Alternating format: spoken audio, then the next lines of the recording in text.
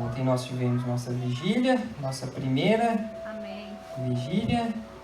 Foi uma bênção.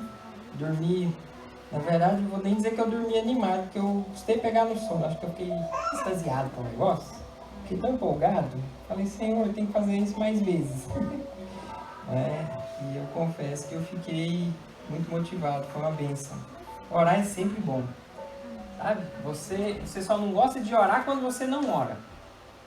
Já viu? Orar é igual comer. Como que se diz? Comida. No começo que você para de comer, você sente ruim, fome, não é? Mas você já ficou 7 dias sem comer nada? Já ficou? Alguém já ficou? Eu já fiquei. Já fiquei 21 dias sem comer nada.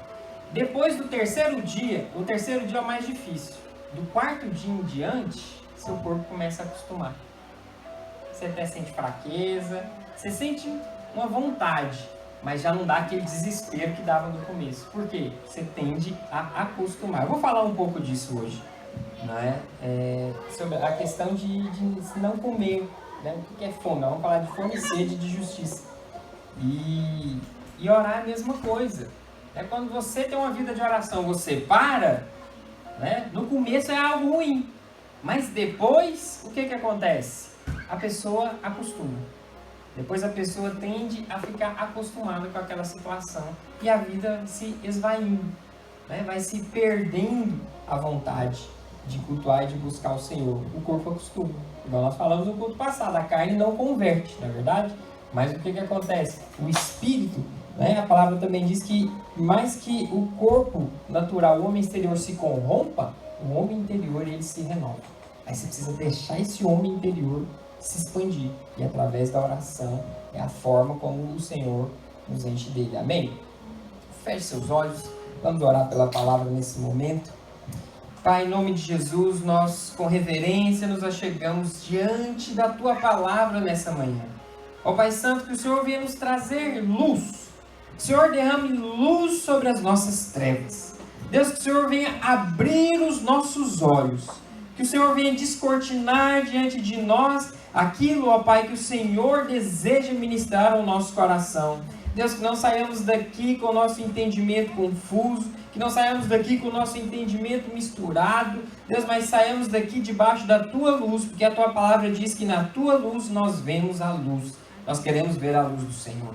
Queremos ser transformados, queremos ser alimentados, nutridos na Tua palavra, que é o pão vivo que desce do céu, que é o próprio Deus encarnado em Jesus, que é o verbo do Senhor e que há de nos suprir e transformar. Pai, assim nós abrimos o nosso coração e vamos receber a palavra do Senhor. Amém? Ora assim comigo, fala, Senhor Jesus, nessa manhã eu abro o meu coração e a minha mente para receber da Tua palavra, que é viva, poderosa e eficaz para me transformar e me apresentar aprovado diante do Senhor. Amém? Amém? Nós estamos fazendo um estudo sobre o Sermão do Monte. O Sermão do Monte, dado por Jesus, né? Nós chamamos de a Constituição do Reino. O que é a Constituição? Toda nação, toda terra, todo país tem a sua Constituição. E no Reino dos Céus não é diferente. Então Jesus, quando começou o seu ministério, ele chamou os discípulos, né? Levou-os ao monte, assim como Moisés fez também, né? Moisés foi levado ao monte, mas só pelo Senhor. Jesus já trouxe, né, os discípulos consigo e começou a dar a Constituição. Como que é o padrão de vida do cidadão do reino do céu? Aqui não são condições para você ser salvo. O livro de Mateus não fala sobre salvação, mas fala sobre reino. Jesus é apresentado como o filho do rei. Ele é apresentado como da descendência de Davi, aquele que foi, né, vindo como promessa a Davi. Então ele vem de uma linhagem real. Então ele é apresentado pelo reino. Então Mateus fala do evangelho do reino. Mas o evangelho de João já fala daquele que veio nos salvar. Jesus é o Cordeiro de Deus que foi morto. Então o evangelho de João fala sobre o Salvador, mas o evangelho de Mateus fala sobre o rei. Então, O Evangelho de Mateus não está falando sobre salvação. Aqui não são condições para se ser salvo, mas são as condições daqueles que foram salvos. Então, a primeira condição para alguém viver nas características do reino é ele ser salvo. Então, essa palavra não é para ímpio. Essa palavra é para os salvos. Fala para o seu vizinho, essa palavra é para os salvos. Não é para ser salvo, mas é porque você já é salvo. Amém? Então, Mateus capítulo 5, verso 1 em diante, né? Vamos dar uma recapitulada do que nós falamos na ministração passada. Então, logo, nós falamos do Evangelho do Reino, a introdução, e Jesus, vendo as multidões, subiu ao monte. E como se assentasse, aproximaram-se os seus discípulos, e ele passou a ensiná-los, dizendo: Bem-aventurados humildes de espírito, porque deles é o reino dos céus. Bem-aventurados que choram, porque serão consolados. Bem-aventurados os mansos, porque herdarão a terra. Bem-aventurados que têm fome e sede de justiça, porque serão fartos. Bem-aventurados misericordiosos, porque alcançarão a misericórdia. Bem-aventurados limpos de coração, porque verão a Deus. Bem-aventurados pacificadores, porque serão chamados filhos de Deus. Bem-aventurados perseguidos por causa da justiça, porque deles é o reino dos céus. Bem-aventurados sois quando por minha causa vos injuriarem e vos perseguirem, e mentindo disserem todo mal contra vós. Regozijai-vos e exultai, porque é grande o vosso galardão nos céus, pois assim perseguiram os profetas que viveram antes de vós. Então, nesse primeiro momento, das primeiras bem-aventuranças, né, foi dado aos discípulos entenderem que se tratava de um reino. Havia um novo reino que começou a ser estabelecido. Desde João Batista, Jesus fala, desde João Batista, o reino de Deus é tomado pelo esforço. Né? Que esforço é esse? É o esforço de se crer.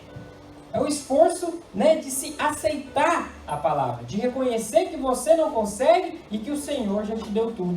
Já viu tanto que é difícil convencer as pessoas que a salvação pela graça, mediante a fé? Que as pessoas sempre querem fazer algo para Deus, para receber algo em troca. Porque nós crescemos com essa mentalidade religiosa, de que Deus exige um sacrifício, que Deus exige, né, uma penitência, de que Deus exige um dinheiro, de que Deus exige um derramamento de sangue para poder te aceitar. Mas não é verdade. Deus já aceita Jesus. E quando você deposita sua fé em Jesus, você se torna plenamente aceito. Por quê? Nenhum sacrifício, jamais, né? A palavra de Deus diz, a Bíblia quando repete algo, quando ela enfatiza algo, ela repete, quando algo é importante, né? Então, quando ela diz que nunca, jamais, os sacrifícios de bois, né, e ovelhas poderiam apagar pecados, eles só cobriam para aplacar a ira de Deus em relação ao pecado, mas eles não apagavam, não lavavam, não tornava justo, né, aquele a quem se propiciava o sacrifício. Mas o sangue de Jesus, a palavra de Deus diz que ele nos lava de todo o pecado e nos purifica de toda injustiça. Hoje nós podemos ser apresentados justos diante de Deus. Sabe o que é justo? Justo é como se você nunca tivesse pecado. Sabe? Um assassino, quando mata alguém e ele cumpre a pena, né? Ele foi justificado, né, pela a justiça dos homens. Mas ele deixou de ser assassino? Não deixou. Ele só é um assassino, né, que cumpriu a pena. Fez-se o que era justo. Mas diante de Deus não é assim. Quando nós cremos no Senhor Jesus, Ele olha para nós, é como se nós nunca tivéssemos matado ninguém. Como se nós nunca tivéssemos pecado algum. Então você é plenamente aceito. Daí, Ele começa a nos chamar ao compromisso. Não é? O apóstolo Paulo diz que terminei, né, a carreira, combati o bom combate, guardei a fé, agora a coroa da justiça me está proposta. Ela já está disponível, porque ele concluiu o caminho como vencedor. Ele precisava sofrer o que sofreu para ser salvo? Não, mas ele se dispôs justamente por quê? Porque ele reconheceu que grande salvação ele recebeu. Então, como nós estamos falando do Evangelho do Reino, nós também falamos de compromisso. O apóstolo Paulo, ao falar sobre combater o bom combate, é ser alguém compromissado com a mensagem do Evangelho. Então, ao ser compromissado, né, ele expandiu essa mensagem de Jesus. Ele viveu, ele aplicou sobre a vida dele. Né? Agora você pensa, muitos crentes, principalmente nessa época após pandemia, né, tem uma história de que não é necessário ir ao culto, vir ao culto. Né? Não é necessário, ele pode assistir online. Né? Isso aí é o quê? Já começa a se quebrar o quê? O compromisso. Agora pensa, alguém que não tem o compromisso de ir ao culto, vai sentar-se na mesa, né, nas bodas do Cordeiro ao lado de Paulo. Paulo que foi apedrejado 3 vezes, sofreu naufrágios, foi perseguido, preso, né, recebeu quarentenas de chicotada, não foi só uma não. Recebeu quarentenas de chicotada por quê? Por sustentar um testemunho da palavra. Aí Paulo está sentado, aí está lá, né? Nós com a nossa vida de evangelho. Tão difícil a nossa vida de evangelho, não é verdade? Nossa vida de evangelho é difícil, irmão. Fala sério. Vir ao culto uma vez por semana é um negócio sacrificador. Não é fácil. Mas entende. Aí está lá, sendo o apóstolo Paulo. De onde você vem, irmão? Ah, eu venho lá da França. Nasci no Brasil, cresci na França. É mesmo? Você foi salvo? Não, fui salvo lá no ano 2000. É mesmo? Que bênção. E aí, como é que foi sua vida de evangelho? Né? Lá do apóstolo Paulo. Eu ia ao culto. Eu sei, Paulo. Não, eu fui perseguido. Os fariseus me perseguiam. Os judeus me maltrataram. Fui apedrejado. Fui dado como morto. Tiveram que me tirar escondido de um cesto. Aí você fica lá. O que eu vou falar para ele? Por que eu estou aqui sentado? Percebe que não encaixa? Não encaixa. Por quê? Porque o cara sofreu o que sofreu para sustentar o testemunho e o nosso maior sacrifício é acordar de manhã para ir no culto de domingo. E às vezes tem gente que acha isso muito. Então, percebe?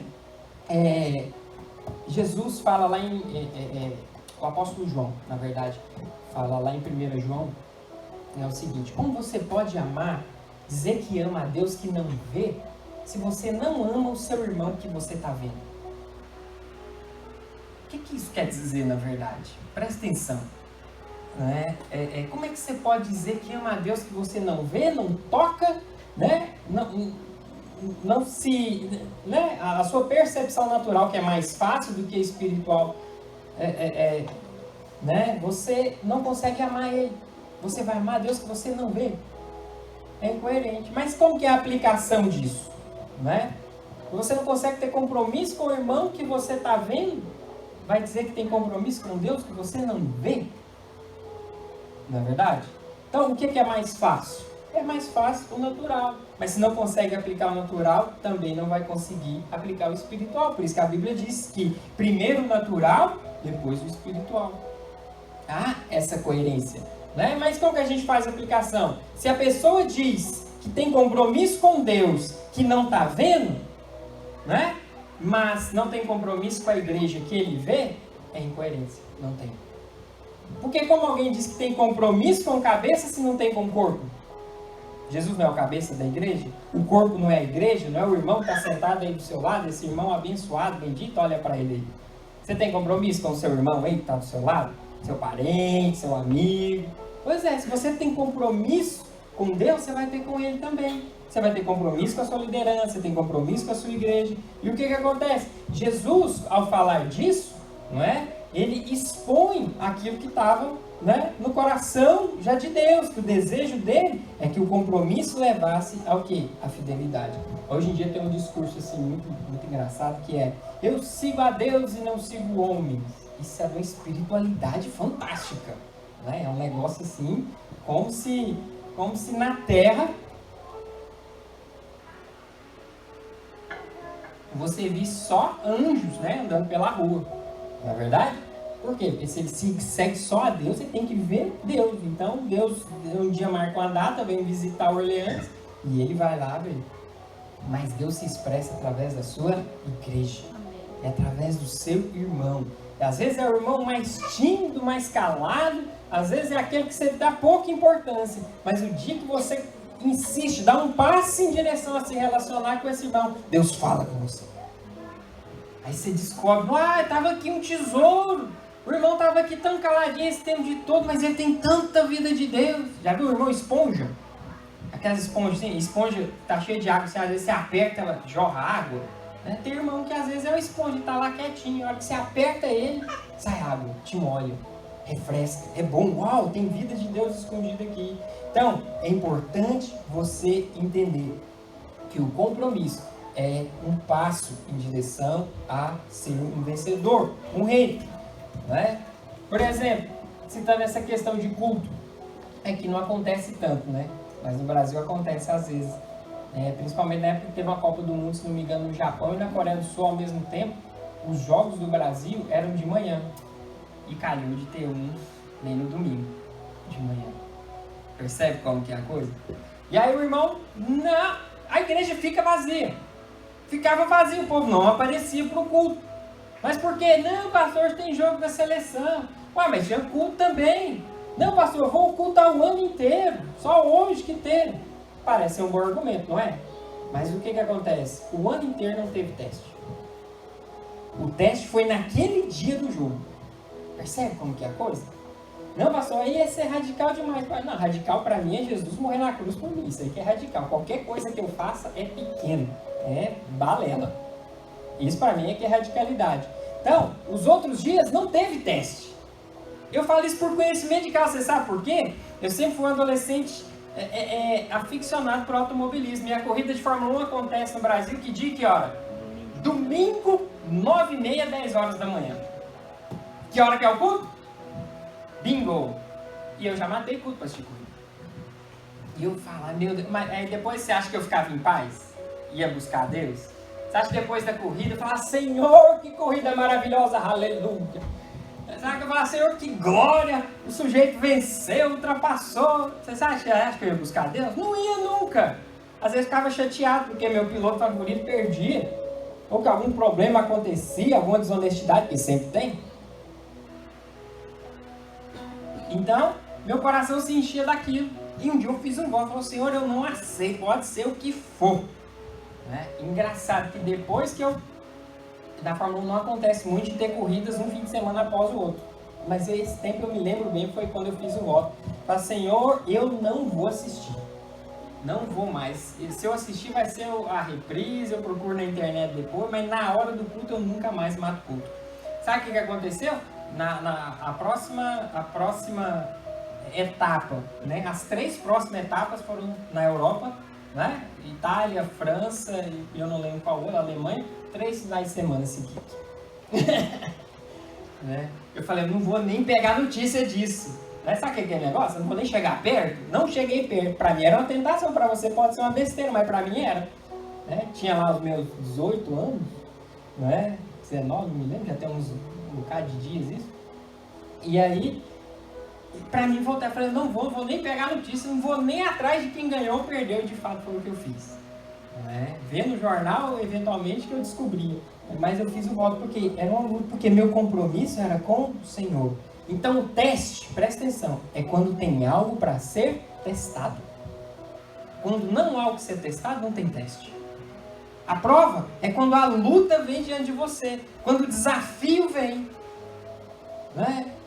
As lutas são inerentes, eu não digo que as lutas são iguais para todos, não é, tem gente que é mais testado que outros, mas deixa eu te dizer, todos são testados, e nunca além das suas forças, é isso que a palavra de Deus diz, e quando você é aprovado numa luta, você dá um passo além, não é? Quem quer ser aprovado aqui?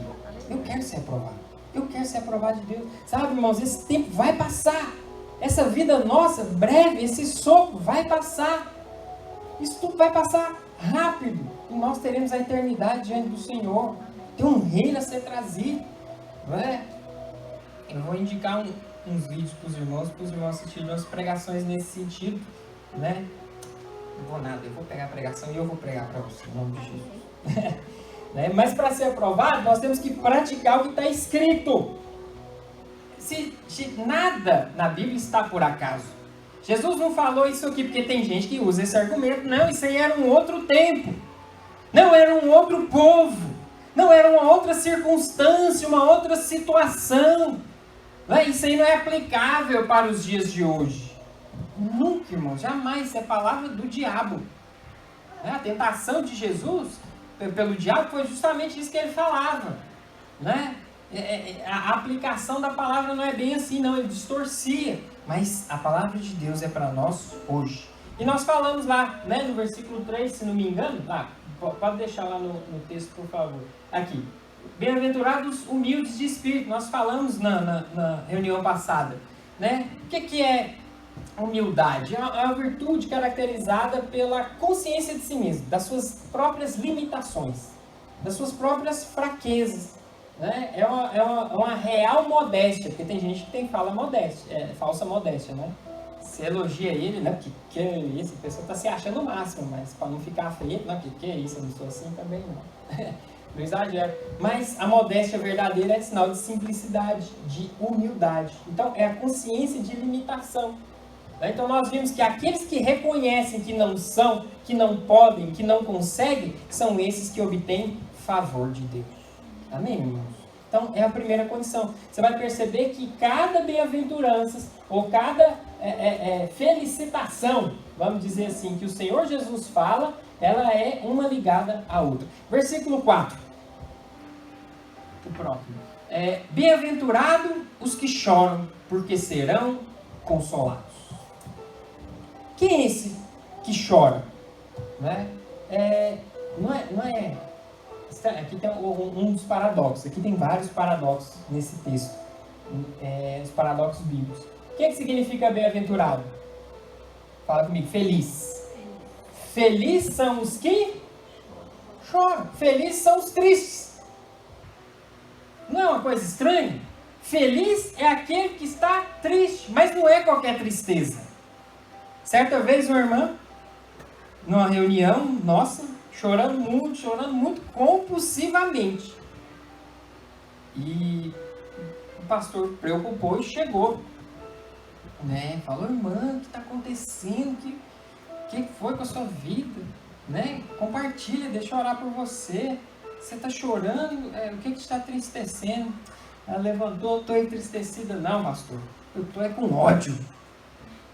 Estou chorando de raiva. Porque se eu pudesse, eu matava.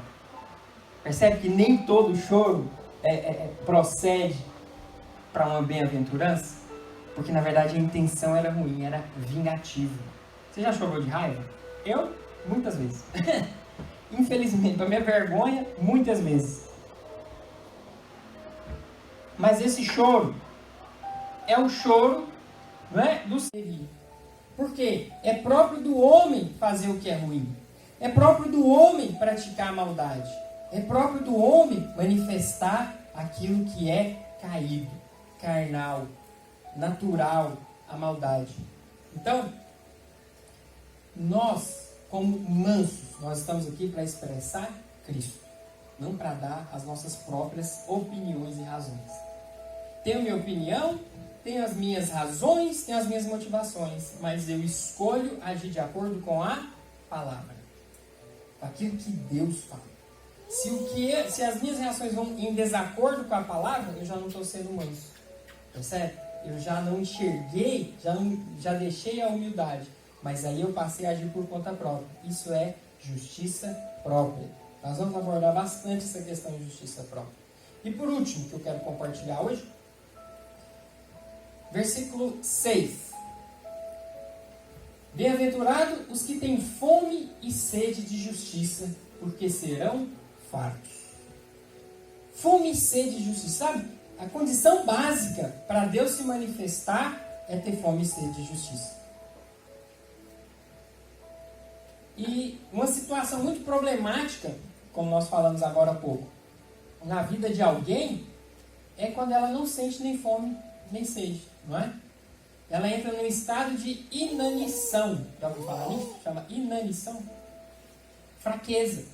Mas mesmo assim ele não tem o desejo de comer, não tem o desejo de beber, não é?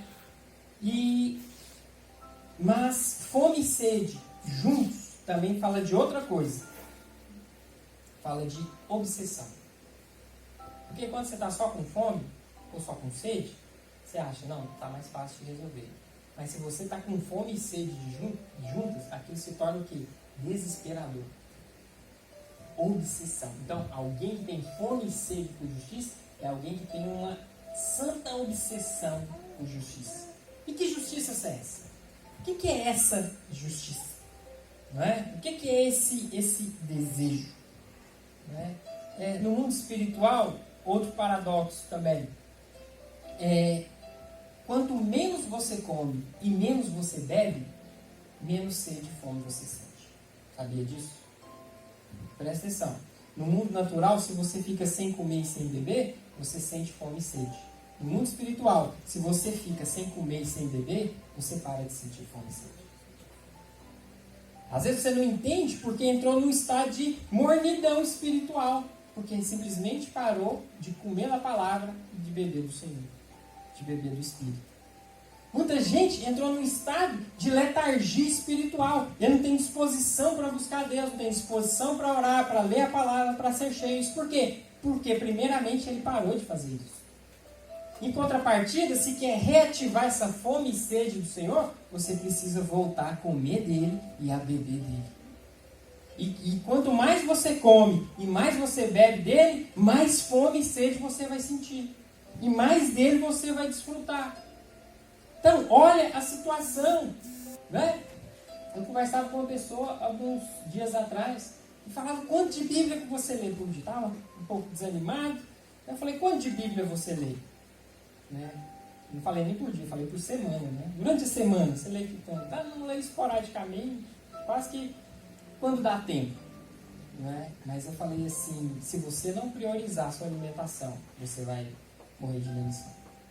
Se você não priorizar, né? E se você não valorizar esse tempo, você vai morrer de fome e sede.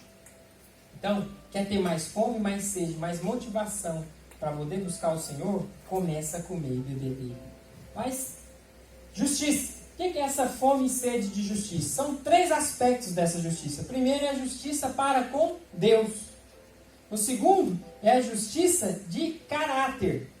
E o terceiro é a justiça social. Então, de qual ter sede? Nós devemos ter sede de todas. A primeira é a para com Deus. O que é a justiça para com Deus? É de ser tornado justo. Porque diante de Deus só chega quem é justo. Então, essa questão de ter sede, de se chegar diante de Deus e ser apresentado justo, o sangue de Jesus já resolveu. Você só se apropria do sangue e se achega na presença de Deus com ousadia. Então, você precisa ter sede de ser justificado por Deus. De ter a consciência de que você já foi tornado justo em Deus. Segundo, né, justiça de caráter. Né? O que é de caráter? É na minha vida. Primeiro, meu relacionamento com Deus, agora comigo e com os meus irmãos. Então, é a justiça de caráter. Né? Onde o quê? Eu trabalho os relacionamentos com base no que Cristo fez por mim. Com base no perdão, na redenção, na misericórdia, na graça e no favor, na generosidade. Então, é o desejo de ser santo e de que os meus irmãos de lado caminhem sendo santos também. Então, essa é a justiça. É a justiça que eu tenho de que eu recebi a justificação, mas quero que meus irmãos também caminhem nisso. Então é um compartilhar da graça de Deus, um compartilhar do favor de Deus. É a segunda justiça, né, que nós devemos ter sede. De ter uma convivência debaixo do governo do Senhor. E o terceiro, né, é a justiça social. Como assim justiça social? Sabe, nós não falamos muito desse assunto, infelizmente. Mas, sabe, o Senhor Jesus, né, nos chamou para anunciar uma mensagem que transforma. E o seu sonho, o meu sonho, né, tem que ser de ver a sociedade transformada.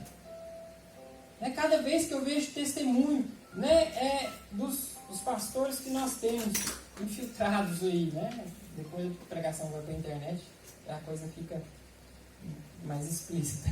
Mas nós temos pastores que estão no Oriente Médio. Então eles fazem reunião escondida. Então de vez em quando na casa dele, bate a porta e é membro do Estado Islâmico. É membro da Al-Qaeda. E eles chegam lá e falam, eu sonhei com Jesus e ele mandou eu vir falar com você. Não pode nem publicar isso. E quando eles compartilham conosco lá, é uma reunião fechada e não é filmada. Então, eles falam, e chega, mas ele fala, olha, Jesus mandou, Deus, né? Eu vim falar com você, Jesus apareceu para mim. E que você tem algo para me dizer. E o sujeito prega e converte. E o sujeito volta. Não é que ele volta para o terrorismo, mas ele volta para o país dele, para a região dele. E alguns não conseguem ficar e saem, começam a ser ameaçados de morte. Né? Então, o que isso tem a ver com justiça social? É porque nós, como igreja, temos que sonhar com isso. De que o evangelho vai salvar esse tipo de gente. Isso não vai, os atentados não vão acontecer mais. Percebe? Que eles não vão mais assaltar. Né? Que não vai ter mais violência nas ruas. Que não vai mais ter gente morrendo à míngua na rua. Aqui a gente vê menos isso, mas ainda tem. Né? E o evangelho, quando ele entra nas camadas da sociedade, ele transforma. Ele tem poder para transformar. O poder de Deus. Né? Sonhamos que quando vê uma política reta, né? Os índices de violência mudando, não porque a polícia ficou mais agressiva ou mais eficiente, mas porque não há quem ser preso, porque nasceram de novo. Tem frutos do Espírito, justiça social acontecendo. Né? Onde aquele que é menos favorecido também receba favor, acolhimento, atenção. Né? Justiça racial, justiça em todas as esferas. Dentro de cada lar, onde não haja distinção, né? Onde todos, né, como irmãos, se amem e se tratem como é a vontade do Senhor. Porque o reino de Deus é chegado sobre a terra e nós é que vamos trazer. Amém?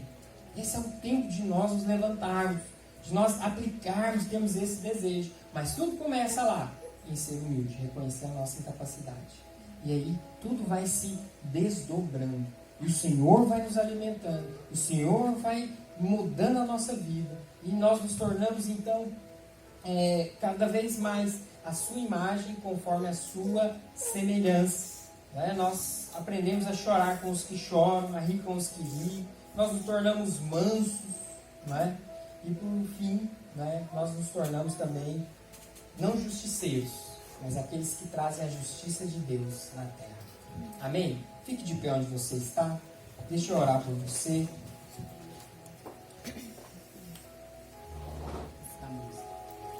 Amém? Eu gostaria de orar por você. Você que tem o desejo, ou que às vezes está sem o desejo, sem a vontade de servir mais o Senhor, tem se sentido acusado, né, desmotivado, né, coisas externas têm tirado a sua fome, a sua sede. Que você possa colocar a mão no seu coração agora e pedir: Senhor, derrama luz sobre a minha vida. Espírito Santo de Deus, derrama luz sobre a minha vida, me transforma, me muda. Senhor, eu quero colocar diante do Senhor os meus irmãos. Deus, nessa manhã, que o Senhor traga luz do Senhor, que o Senhor derrame direção do Senhor, que o Senhor derrame clareza, que a vontade boa, agradável e perfeita do Senhor venha ministrar ao coração de cada um, o Espírito Santo trazendo luz. Derrama luz. Não deixa nós andarmos, ó Deus, cegos, Deus, sem a percepção daquilo que o Senhor tem para nós. Pai, eu quero declarar sobre cada um que nesses dias eles serão transformados. Deus, serão aprovados diante do Senhor. Porque é o Senhor quem gera neles tanto querer quanto realizar. Que eles caminhem em paz, que eles caminhem em clareza, que eles caminhem, ó Deus, com retidão de espírito diante do Senhor, mas com a obra consistente do Espírito Santo. Pai, eu os abençoo nessa semana. Deus, e que eles venham desfrutar, que eles venham ter mais fome e sede do Senhor. Deus, aumenta a fome e a sede, o desejo de desfrutar da Tua presença, de ser cheio do Espírito na sua